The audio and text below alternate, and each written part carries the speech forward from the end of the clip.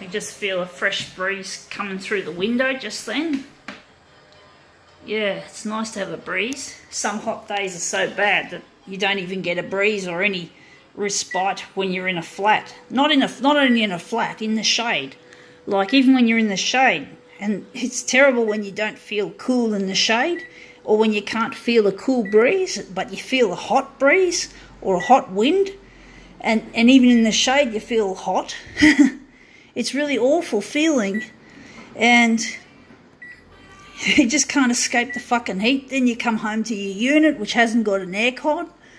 And basically you can't escape the fucking heat unless you have a shower, a cool shower. And then, of course, the shower starts to feel a bit too cold because my body is unable to regulate very well. The hot and cold becomes a little bit too much. Both winter and summer are a real nuisance.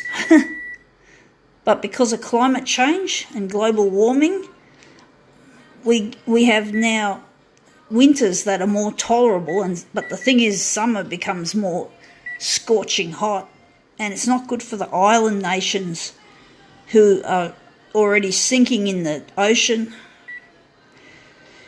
because the water levels are rising, the polar ice caps are melting. It's not a good thing. I'm glad I don't live in any of them islands. Horrible. Now I wonder what this one's going to look like.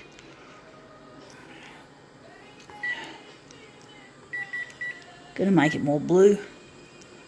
This one's going to be a tricky one to do because this one's actually, the original's actually in shades of sepia, or what looked like sepia tone, which is a real nuisance, but it might turn out to be something good. Maybe if we make red our background colour, and we've actually decided to put it on blue, so it should hopefully come up a purpley colour. Let's see how it goes. Here we go. What have we got? Jones. I think that's David Jones. I think I got that from a David Jones. Yeah, Jones, short for David Jones. Trying to make it sound trendy. Okay, it's wider than an A4 and shorter than an A4. Interesting. So I wonder if we're going to reduce it slightly. Going to reduce it slightly. I think it's a little bit bigger than, yeah. I was thinking it was, no, it's not B5. Or B4, got to be gentle with this there. So I'm wondering, we're just going to go here and do an intuitive guess. So it's going to be 130, we're going to call it 130. We'll see how it goes. Hang on, no, we need to reduce, not enlarge. Silly doofus. So we're just going to hit the clear button, and there goes the number. So we're going to reduce this. So it's going to be, I don't know how big we're going to make this one. So this one's going to be 90%. It's just going to be 90. I think 90 should be a good fit to get it in. So let's see how this one turns out.